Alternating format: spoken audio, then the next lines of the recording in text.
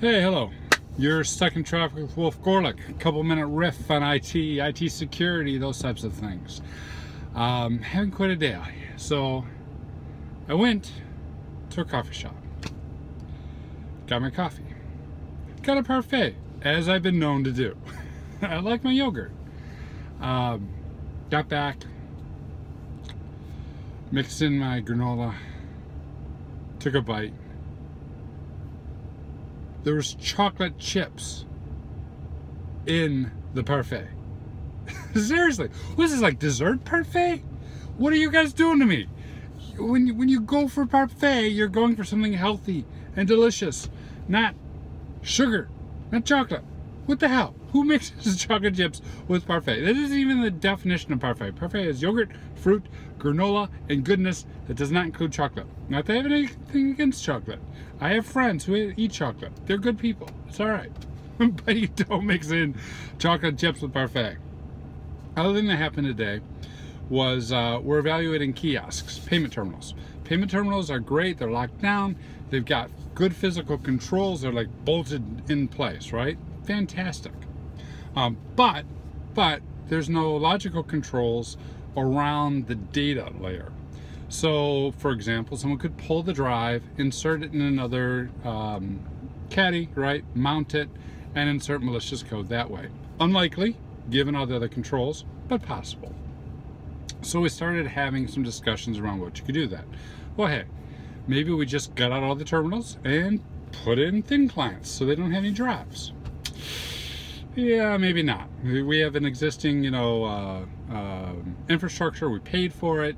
It's not within, the time for replacing the equipment to do that. Maybe not.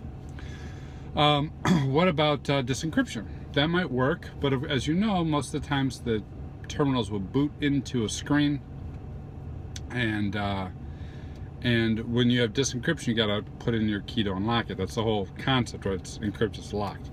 You have to decrypt with your key. Well, that could interrupt it from booting and from the different processes. So what else could you do? You could do something like host-based IDS. You could do physical drive encryption. You could do any number of things. Host-based IDS is probably the easiest one to implement. Do like deep freeze and other techniques to make sure that sensitive files are not modified, and that if the attacker is writing to that system, that those files are erased in the next boot, or alerted, or otherwise captured and alerted on. Right? So there's a million different techniques that you could deploy. Anything from completely replacing the terminals, to buying new equipment for the terminals, to implementing some sort of encryption that may or may not work in terms of keys and having to log in, to locking down specific files. What the point of all that is that when you're trying to solve one of these problems, it can be very easy to focus in on one of them. Like, oh, why don't we just try and solve the encryption issue, or why don't we just try and replace the drives and work through all those issues? How can we afford it? How can we do all this? Or how can we get it to boot without having to lock down, and get people not to use the payment terminals? How can we solve this particular technical problem? It's very easy to latch onto one solution and go down a rabbit hole. What is most important is to remember what's most important. What is the tactic we're trying to solve? What is the goal of this particular control? And with that goal, how can we meet it in the most cost-effective, quick to implement, straightforward method possible? When you're doing anything, those are the three things you need to remember. What's the easiest? What's the simplest? And how can I get yogurt without chocolate? Because much like many technical controls, it's just like adding yogurt to chocolate. Yeah, okay, maybe that sounds like a good idea, but why? It's not within the spirit of what we're trying to do.